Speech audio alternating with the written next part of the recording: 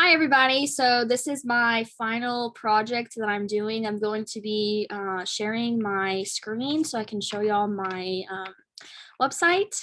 So let's get started. Okay, so this is my home screen, and we had to have a like our education philosophy. So I decided to add mine at the very front, and it says, "Tell me and I forget, teach me and I remember, involve me and I learn." And that's from Benjamin Franklin. And to me, that's just how I am. Like, you can tell me so many things, but if I am not involved in where I'm learning, I will not remember it. So this fit perfectly for me. And then the background, I just chose something cute and whimsical because that's me. I just like everything, organized because I'm a little OCD when it comes to school. So now I'm gonna go to my about page. Okay, so this here is just information about me. So it's basically telling you that my name is Sarah Williams.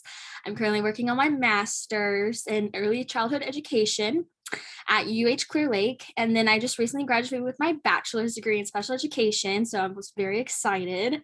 And then it's also saying that after I graduate, I want to become a professor one day so that I can help those who have the same passion as me. So that they can also achieve their goals and dreams.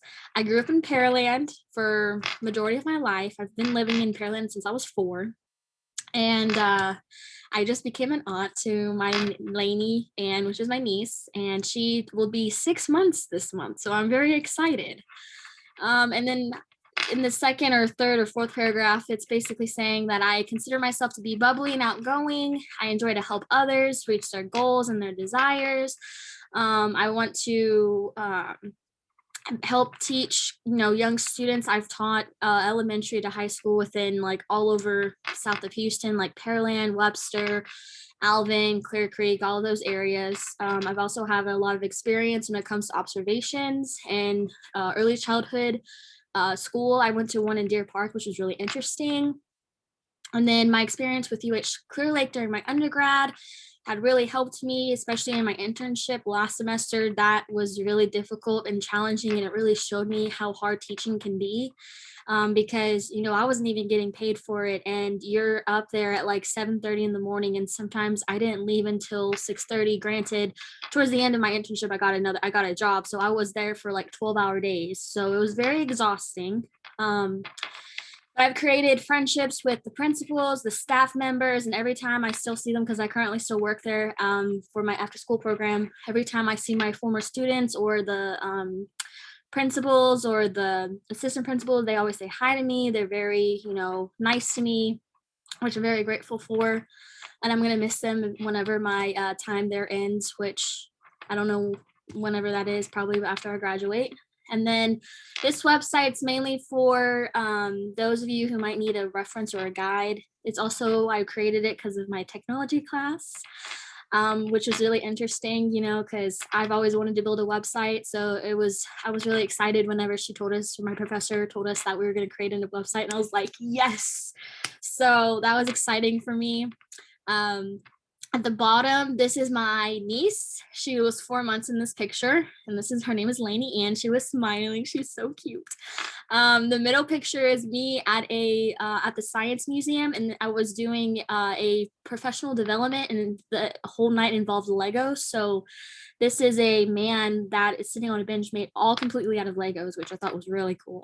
And then I recently just got glasses, so I thought it'd be cool to like say, this is me at 22 years. This is my first selfie with my glasses.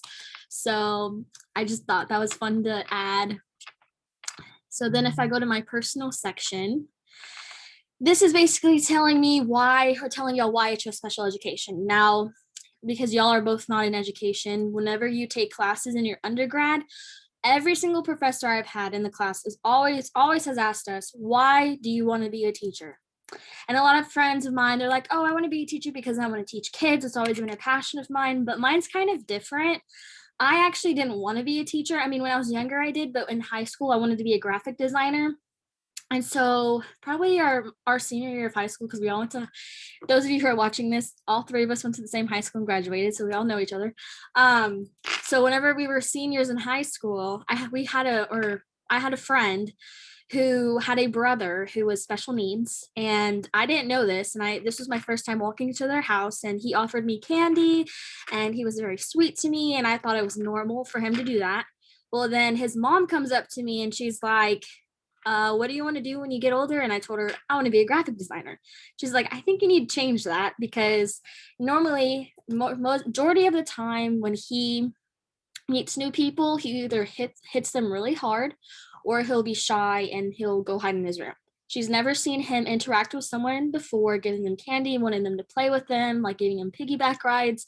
So ever since she's told me that, I've recently started noticing that all of these kids, like with Down syndrome or with like autistic kids or those who are on the spectrum, they're always drawn to me and want me to play with them and guide them. So that was something that really changed my perspective, and really was like, okay, this is my calling, so that's why I chose special education, but in reality it chose me, because I mean, without that experience I probably wouldn't be in this field today.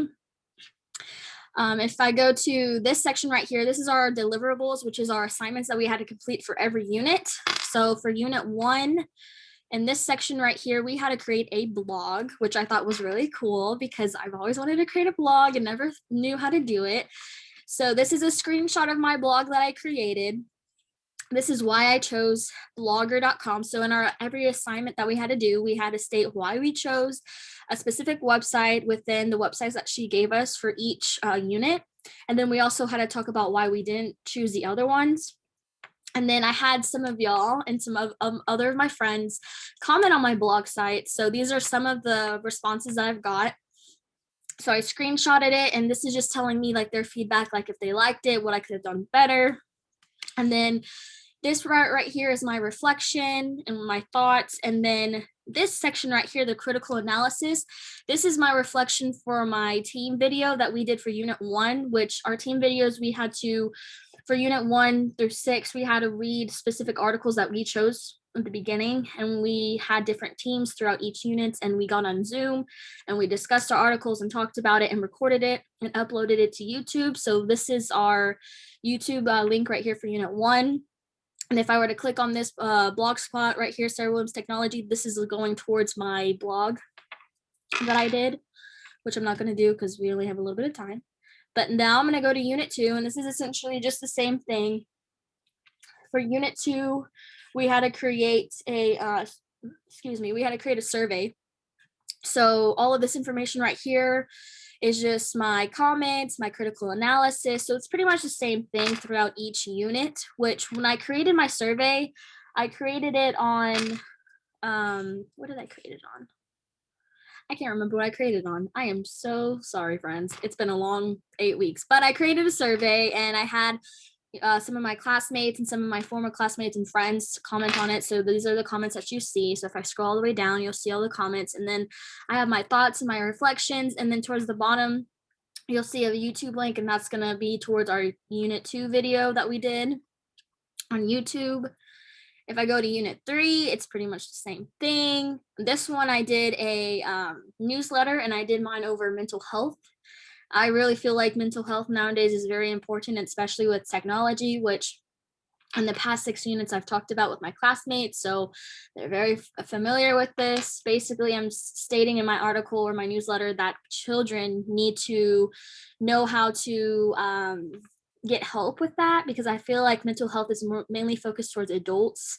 And I feel like children, they can have depression and anxiety. And so, having like teachers trained in this, maybe it can help kids identify like, okay, I have anxiety. What are some anxiety tactics that I can use to help me calm down? If I have depression, what are some things that can help me with my depression, that help me cope and stuff like that?